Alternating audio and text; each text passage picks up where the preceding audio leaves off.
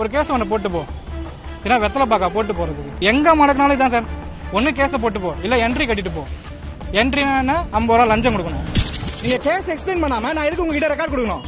என்ன கேஸ் முதல்ல எனக்கு எக்ஸ்பிளைன் பண்ணுங்க. இல்ல அப்ஸ்ட்ரக்ஷன் 500 ரூபா போடணுன்றாரு. எதுக்கு அப்ஸ்ட்ரக்ஷன்? என்ன அப்ஸ்ட்ரக்ஷன்? கேஸ் என்னன்னு எக்ஸ்பிளைன் பண்ண மாட்டாரு. அப்ஸ்ட்ரக்ஷன். நான் கேட்கறேன், what is mean by obstruction sir? You can tell me.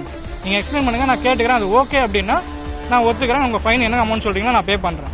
Valid RC, valid licence, valid insurance, load school book, அதுதான் கேளுங்க. எதுக்கு இப்ப 500 ரூபா போடணுமாமே?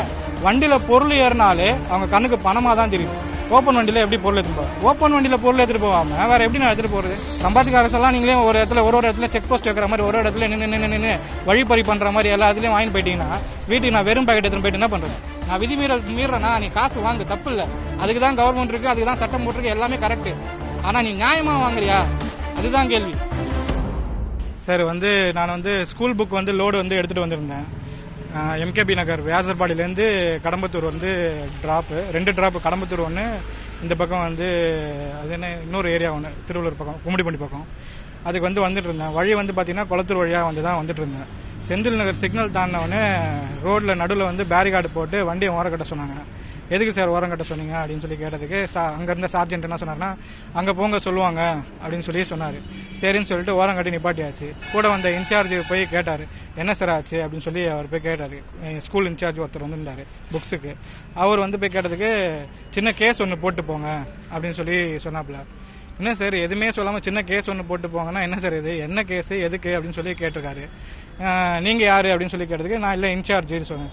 டிரைவர் வர சொல்லுங்க அப்படின்னு சொல்லி சரின்னு சொல்லிட்டு நான் இறங்கி போனேன். என்ன சார் அப்படின்னா, ஏன்பா உனக்கு தெரியாதா, நீ வர வேண்டியதானே, அவரே அனுப்பி விட்றா, ஒரு கேஸ் ஒன்று போட்டு போ அப்படின்னாரு. என்ன கேஸ் சார் அப்படின்னு சொல்லி கேட்டேன். Abstraction case. அப்ஸ்ட்ராக்ஷன்னா என்ன சார் சொல்லுங்கள் சார் அப்படின்னு. அப்ஸ்ட்ராக்ஷன்னா அப்ஸ்ட்ராக்ஷன்ப்பா, அதுனா என்னன்னு சொல்றது. எதுக்கு அப்ஸ்ட்ராக்ஷன் சார் அப்படின்னு சொல்லி சொல்லுங்க, எனக்கு இங்கிலீஷ்லாம் தெரியாது அப்படின்னு. எனக்கு தெரியும் சார், நீங்கள் அப்ஸ்ட்ராக்ஷன்னா என்னன்னு சொல்லி எக்ஸ்பிளைன் பண்ணுங்க அப்படின்னு. எதுவுமே எக்ஸ்பிளைன் பண்ணல, ப்ராப்பர் ஆன்சர் எதுவுமே சொல்லலை. அதுக்கப்புறமா நான் நீங்கள் ஆன்சர் சொல்லலைன்னா நான் வீடியோ எடுப்பேன் சார் அப்படின்னு சொல்லி சொன்னேன். நீ என்ன பண்ணுறியோ பண்ணிக்கோ அப்படின்னாரு. சரின்னு சொல்லிட்டு நான் வீடியோ எடுத்துட்டேன். வீடியோ எடுத்து இது மாதிரி கேட்டேன். அப்போ நான் வீடியோவில் நீங்கள் பார்த்துருப்பீங்க, நான் கேட்டேன், இது என் வண்டி, இதுதான் நான் இந்த லோடு தான் எடுத்துகிட்டு வரேன், புக்ஸ் லோடு தான் எடுத்துகிட்டு வரேன், என்கிட்ட வேலிட் டாக்குமெண்ட் இருக்குது. சரி, என்கிட்ட எல்லா டாக்குமெண்ட்டுமே ப்ராப்பராக இருக்குது. நான் பிஎஸ்சி மேக்ஸ் படிச்சிருக்கேன், டிகிரி ஹோல்டரு. நான் எது செஞ்சாலும் ப்ராப்பராக செய்யணும்னு நினைக்கிறேன்.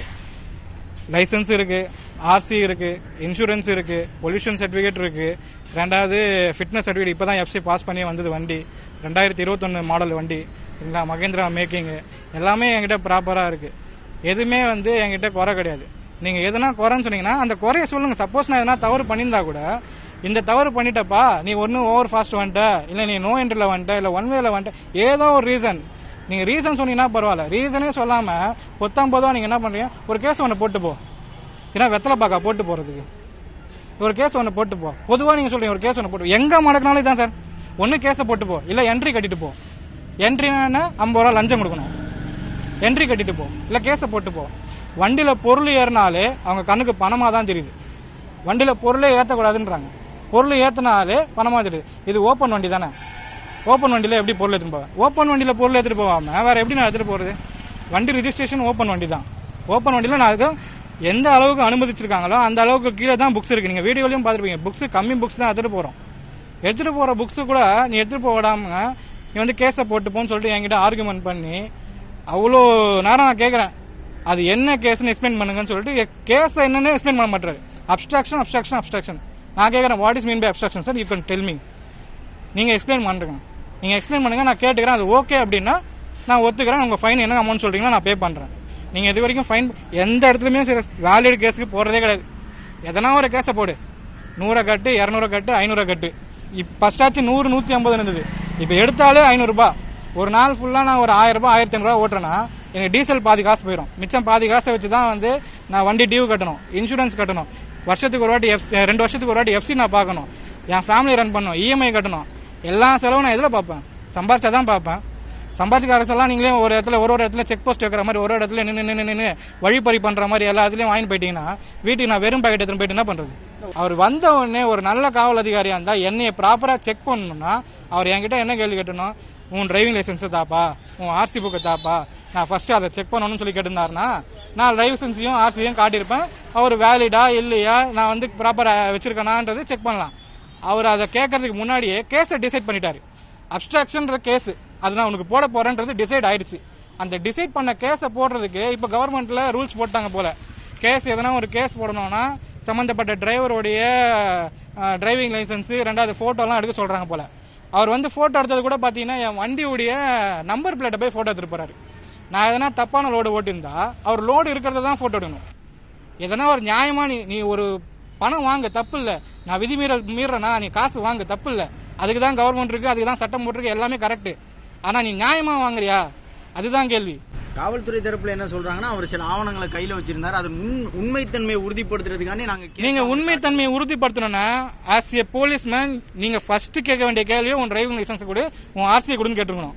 நீங்க கேஸை டிசைட் பண்ணிட்டு எப்படி உண்மைத்தன்மையை வெளிப்படுத்துவீங்க? கேஸ் வாங்கிக்கன்னு சொல்லிட்டு நீ பேசுற பேச்சே வந்து ஒரு கேஸ் ஒன்று போட்டு போ. நானே எந்த வகையில இப்படி கேட்கறாங்கன்னு உனக்கு புரியல எனக்கு. நான் இதை இன்னைக்கு பண்ணதுக்கு காரணமே நான் கொஞ்சம் படிச்சிருக்கேன். ஏகப்பட்ட பேர் படிக்காத ஆள் தான் இந்த டிரைவர் தொழில் பார்க்குறாங்க. அவங்களுக்கு ஒன்றுமே தெரிய மாட்டேங்குது. எதுக்கு கேஸ் வாங்குறோன்னு தெரிய மாட்டேங்குது, எதுக்கு ஃபைன் கட்டுறணும் தெரிய மாட்டேங்குது. சம்பாதிக்கிறதுல பாதி காசு அவங்க அங்கேயே கொடுத்துட்டு போயிடுறாங்க.